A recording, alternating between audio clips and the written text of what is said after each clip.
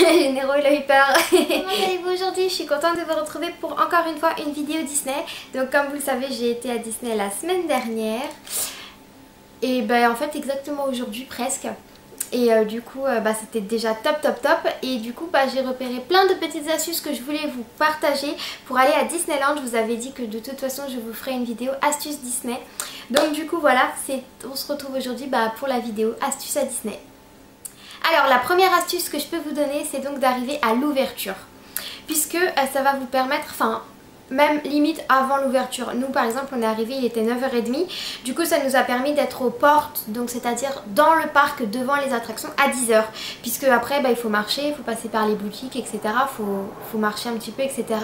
Du coup voilà, je vous conseille d'arriver devant les portes du parc à 10h. Comme ça vous êtes sûr d'être là à l'ouverture.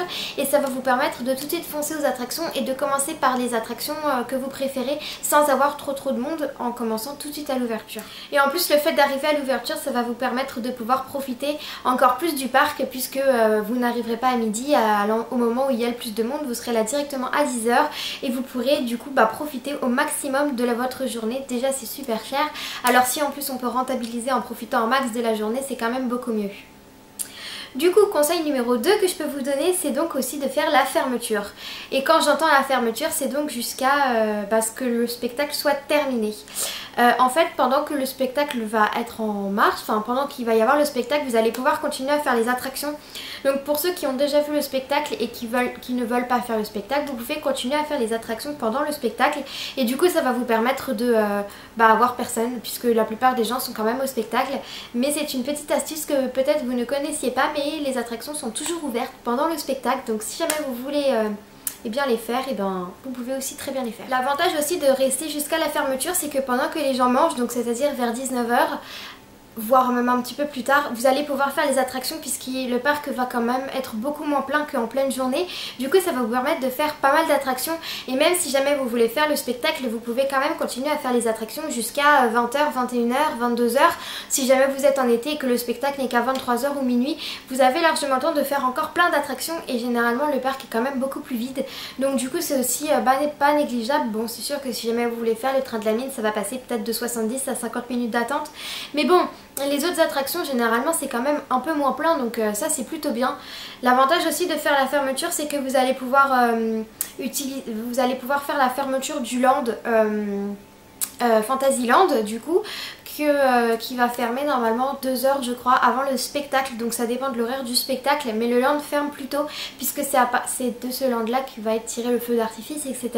Et du coup ce qui pourrait être bien, c'est que par exemple vous arrivez 20 minutes avant la fermeture de ce parc et vous entrez dans une queue et en fait il va y avoir du coup beaucoup moins de monde, ils vont pas pouvoir vous mettre dehors les gens, donc vous pourrez du coup faire les attractions et avoir beaucoup moins de monde qu'en pleine journée par exemple, puisque le land va presque fermer. Du coup ils vont peut-être commencer à faire sortir les gens, etc.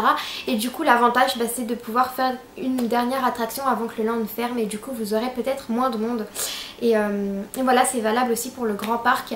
Les autres lands restent ouverts, donc après n'hésitez pas à aller voir les attractions et à les faire jusqu'à ce que le spectacle commence. Alors troisième conseil que je peux vous donner, c'est donc d'emmener votre pique-nique parce que déjà ça va vous permettre de faire des économies et de deux ça va pouvoir vous permettre de ne pas perdre de temps à aller manger quelque part, puisque du coup le fait de manger dans un restaurant ou même dans un fast-food, ça vous fait toujours perdre un petit peu de temps puisqu'il faut faire la queue, ensuite il faut commander, etc. Du coup vous perdez toujours un petit peu de temps.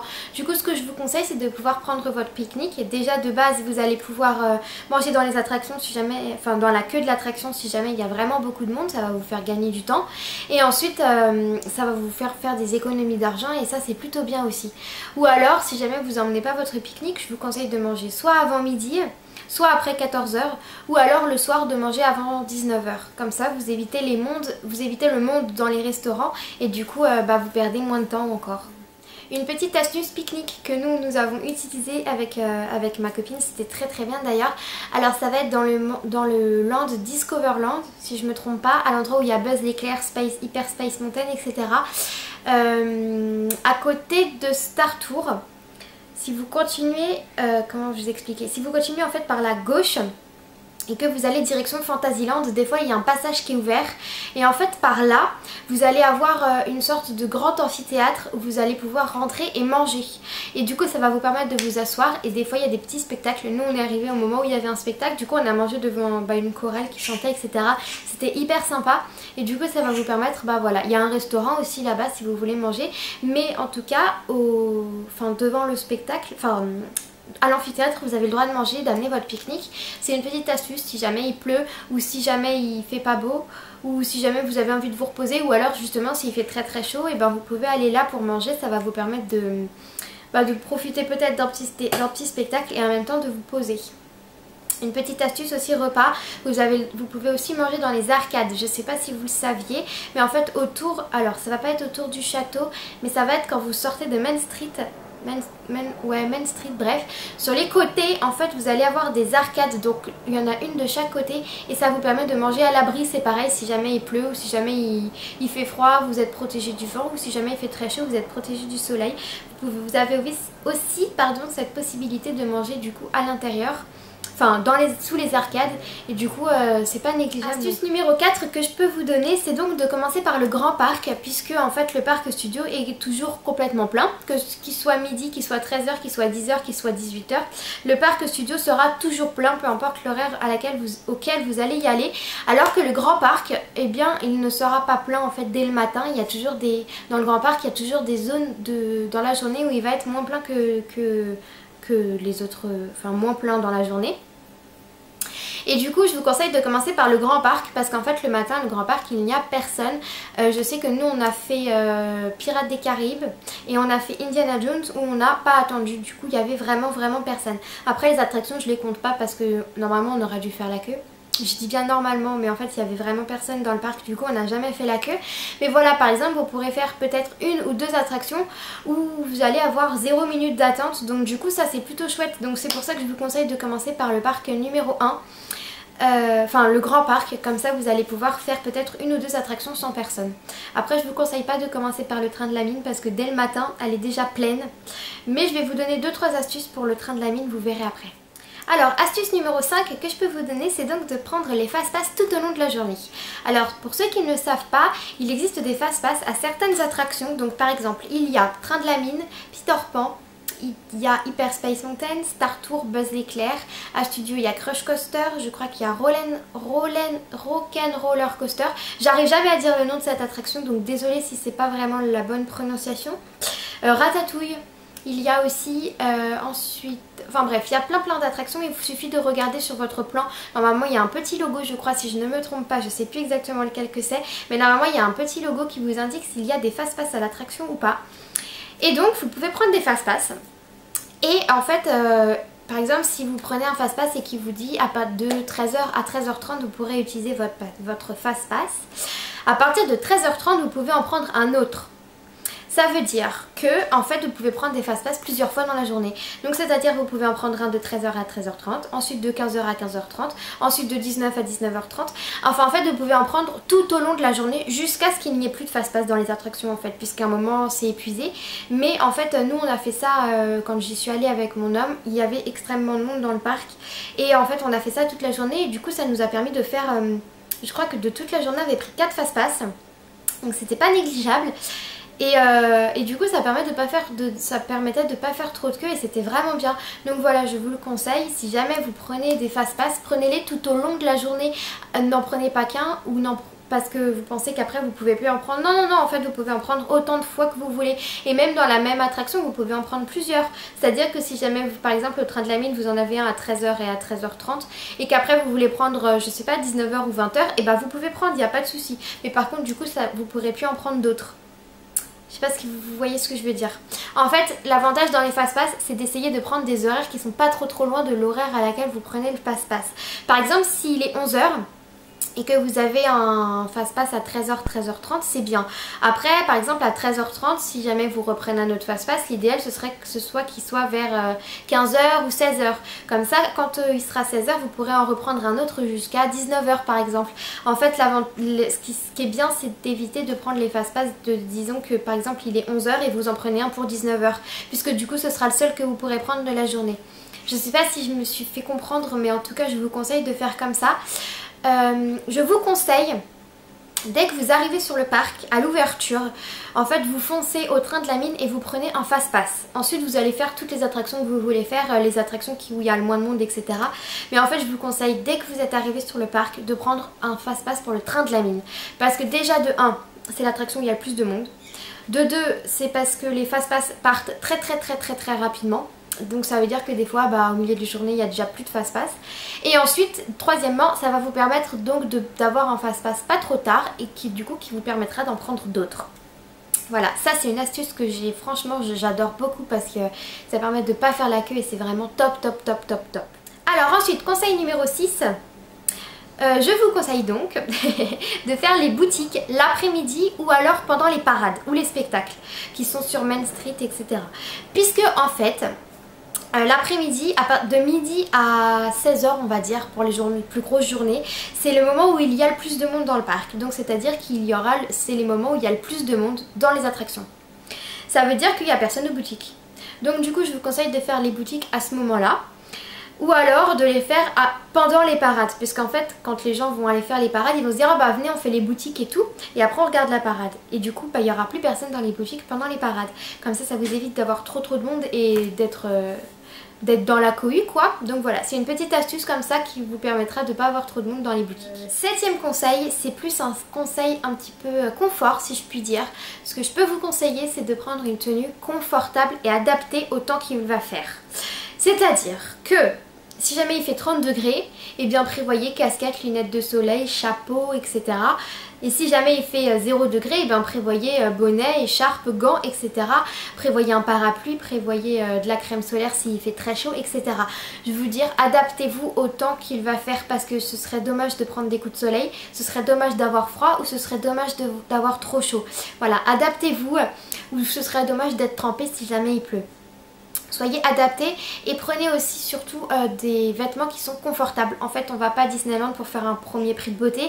Donc prenez des chaussures plates, prenez des chaussures fermées si c'est possible. Et voilà, prenez des choses avec lesquelles vous êtes confortable, pas un pantalon qui vous serre de ouf alors que vous allez plus pouvoir respirer et que vous n'allez pas pouvoir monter, descendre dans les attractions, marcher, etc. Prenez vraiment des choses dans lesquelles vous êtes à l'aise, même si c'est moche. Voilà, et ben prenez des choses dans lesquelles vous êtes à l'aise. Je vous le conseille vraiment parce que vous allez passer une journée hyper longue et ce serait vraiment dommage de gâcher sa journée à cause de vêtements qu'on aurait mal choisis ou d'accessoires entre guillemets qu'on aurait oublié parce que on n'avait pas envie de les prendre quoi. Ce serait vraiment dommage, du coup c'est vraiment ce que je vous conseille. Après ce que je peux vous conseiller c'est aussi d'essayer d'avoir un sac le plus léger possible. Si jamais vous prenez un sac à dos ou même un sac en bandoulière ou quoi que ce soit, essayez d'avoir un sac le plus léger possible. Ça va vous éviter d'avoir mal dans le dos. Je sais que moi à la fin de la journée j'avais extrêmement mal dans le dos. Pas parce que mon sac était très lourd mais parce qu'en fait à la fin de la journée tout pèse. Et donc même si jamais votre sac il est très léger, et ben vous allez quand même avoir mal. Donc du coup essayez de prendre quelque chose de léger pour essayer d'avoir le moins longtemps mal dans le dos possible. C'était français ça? Je sais pas trop. Bref, vous avez compris je pense. Et puis essayez de ne pas prendre quelque chose de trop encombrant quoi. Je sais qu'il y en a beaucoup qui aiment bien prendre leur réflexe ou leur appareil photo pour aller à Disney. Moi je sais que c'est quelque chose que j'aime pas faire parce que ça m'encombre, ça prend de la place, etc. Après c'est chacun qui voit. Mais moi je vous conseille d'éviter de faire ça.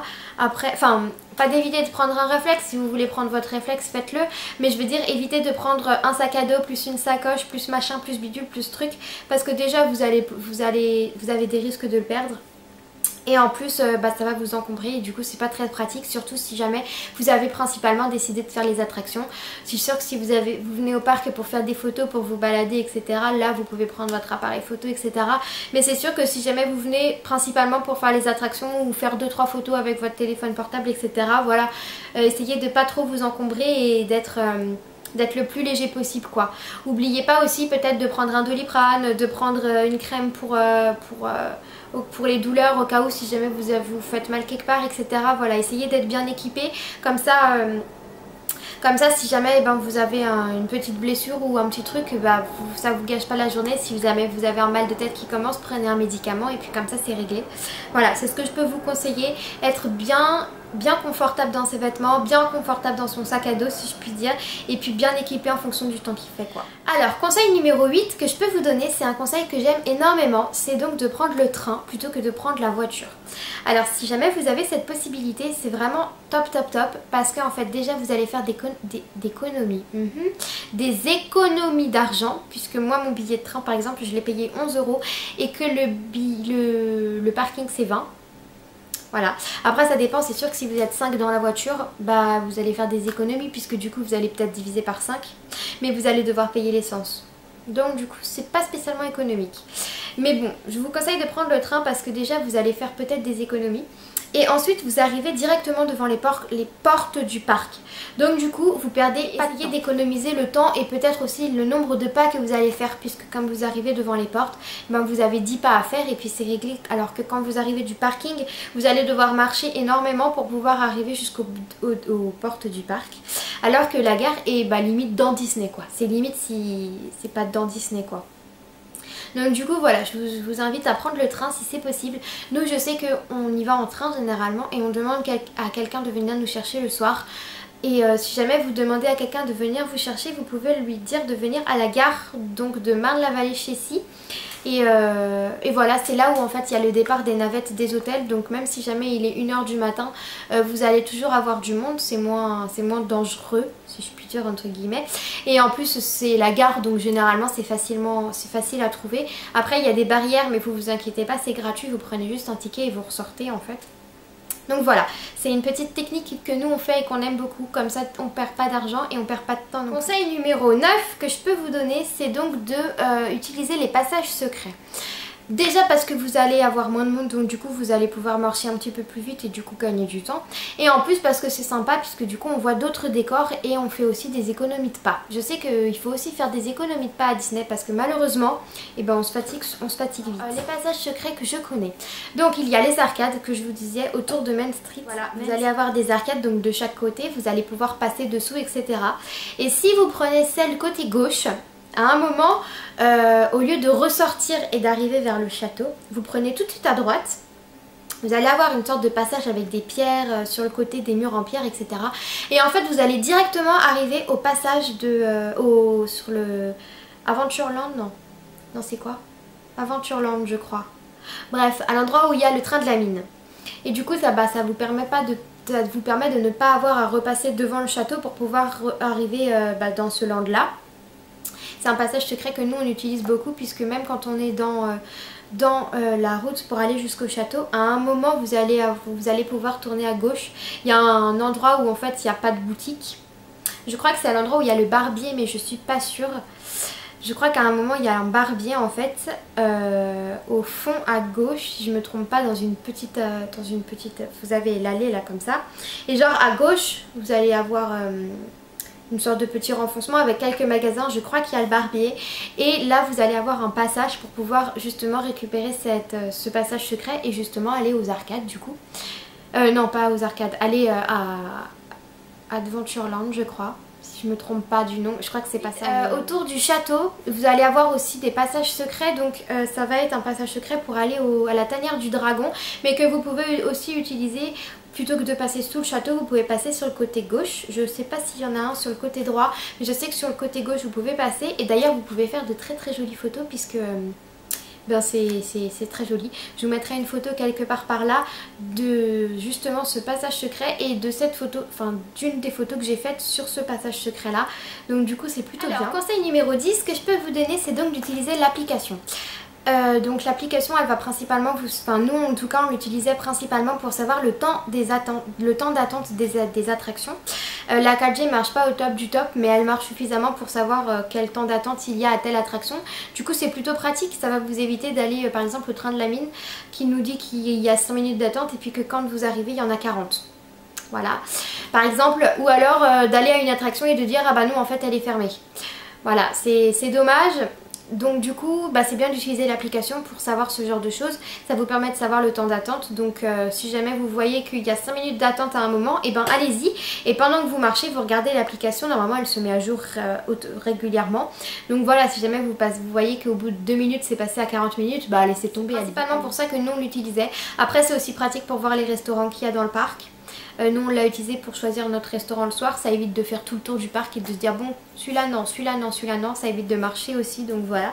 Du coup c'est plutôt pratique. Donc ensuite, conseil numéro 11 que je peux vous donner, c'est si jamais vous prenez l'hôtel, d'utiliser la piscine l'après-midi. Alors c'est pas un conseil que j'ai pu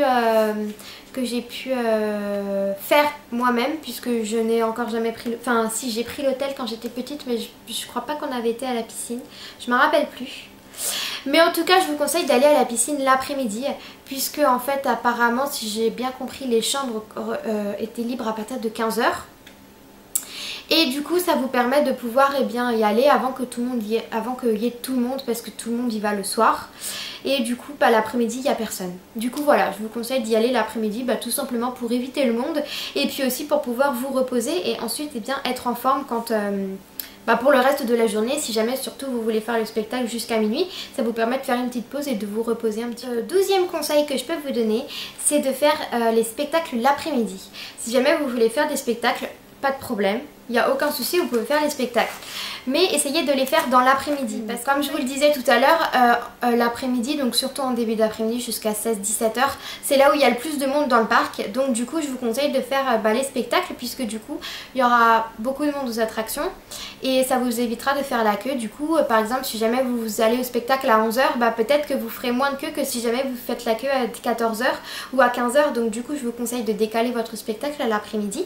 Comme ça vous permet de pas faire trop, de pouvoir profiter des attractions quand il y a le moins de monde dans le parc en fait. Surtout si jamais vous êtes dans une journée noire. Et en même temps du coup ça va vous permettre de faire une mini pause dans votre journée pour pouvoir vous asseoir et vous détendre un petit peu, vous reposer un petit peu avant de continuer la journée. 13e conseil et dernier de cette vidéo, je gardais le meilleur pour la fin, ce sera donc un conseil pour le train de la mine puisque c'est quand même, il faut le dire, l'attraction où il y a le plus de monde dans le parc Astérix. Dans le parc Disney. Alors déjà je vous conseille de prendre les fast-pass puisque du coup ça va vous permettre de ne pas faire la queue puisque les fast-pass ont leur propre queue donc du coup ça permet d'avancer très vite et c'est vraiment top. Ensuite je vous conseille d'éviter de la faire la journée, voilà. Si jamais vous avez pris les fast-pass, vous la faites une fois avec vos fast-pass. Après si jamais vous voulez la refaire, c'est sûr que si jamais vous voulez la faire 10 fois dans la journée ça risque d'être compliqué, mais déjà si vous l'avez fait une fois vous êtes déjà content quoi, surtout si vous avez attendu que 10 minutes hein. Voilà, au lieu de 70 ou 80, voilà. Mais après, si jamais vous voulez la refaire, je vous conseille de la faire après 19 h. Donc c'est-à-dire vers 20 h, 21 h, 22 h, etc. C'est là où l'attraction va être le moins pleine, puisque du coup il y a moins de monde dans le parc. C'est ce que je vous expliquais tout à l'heure. Et j'ai une petite astuce. Alors, je vais vous expliquer. J'espère que je vais être claire, je vais essayer d'être claire. Je sais pas si vous connaissez l'attraction, la queue de l'attraction. Déjà, elle est hyper longue et ça fait ouf. Tu sais même pas quand est-ce que t'as fini. Quand t'es dedans, tu sais plus, t'as l'impression que ça passe, c'est une éternité, mais bref. En fait, c'est une attraction où il va y avoir deux queues l'une à côté de l'autre. Donc c'est-à-dire qu'en fait elles vont se suivre, donc si jamais ça tourne ensemble, etc.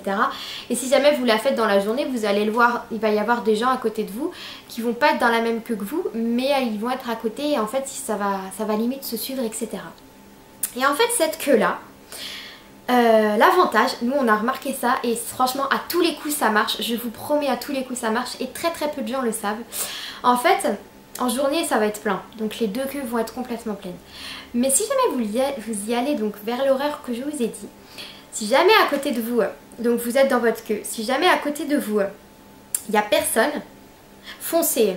C'est-à-dire que vous passez à côté et vous foncez. Et en fait, nous, une fois on a fait ça, on a fait toute la queue, je vous promets, on a fait toute la queue, on est arrivé devant l'attraction, il n'y avait personne. Les gens ils connaissent pas cette astuce en fait. Mais les deux queues du train de la mine, ça permet de désengorger en fait ces deux trains. Après quand ça arrive sur le quai, en fait les deux queues, c'est deux trains différents en fait. Donc du coup, en fait vous pouvez y aller. Alors il y a une queue pour le train, il y a une queue pour les fast-pass. Donc après une fois qu'il n'y a plus de fast-pass, ça va être fermé et du coup les deux queues qu'il y a dans l'attraction, elles vont être ouvertes et toutes les deux ça va être pour deux trains différents. Mais en journée, si jamais il y a encore des fast-pass, les deux queues vont être, enfin vous allez faire deux queues différentes et après vous allez vous rejoindre à la fin. Mais si jamais il n'y a personne à côté de vous, franchement foncez, même si jamais vous avancez que de 100 mètres, vous allez peut-être gagner 20 minutes hein. Je vous promets, ça marche vraiment. Et si jamais les gens à côté de vous ils vous regardent chelou, parce qu'ils vont toujours vous regarder chelou, il y a toujours des gens qui vont dire hey, mais qu'est-ce que vous faites, pourquoi vous doublez tout le monde? Vous leur dites en fait mais non on double pas, c'est juste qu'il y a 2 queues, vous avez qu'à vous mettre derrière nous, il n'y a pas de souci quoi. Vous leur dites en fait aux gens si jamais ils parlent ou alors vous les ignorez, vous faites comme vous voulez. Mais bref, en fait faites ça, vraiment faites ça parce que nous on l'a fait. Je suis sûre on a gagné au moins une demi-heure de queue. Parce que bon bah du coup on voulait le refaire une dernière fois avant de partir. Donc il y avait 40 minutes de queue. Je suis sûre qu'on a fait peut-être... Non je suis sûre qu'il y avait plus de 40 minutes de queue. Parce que je pense qu'on a fait une demi-heure de queue. Et comme on a doublé des gens, enfin on a doublé des gens, on est passé sur la file d'à côté puisque nous on connaît cette astuce. Bah du coup on a économisé vachement de temps quoi, c'était vraiment top. Voilà, cette vidéo est terminée, j'espère qu'elle vous a plu, j'espère que les conseils que je vous ai donnés vont vous aider. Dites-moi dans les commentaires si vous allez à Disney prochainement et si jamais vous connaissiez mes astuces et surtout si elles vous ont aidé. Et puis bah moi je vous fais des gros bisous et je vous dis à la prochaine. Bye.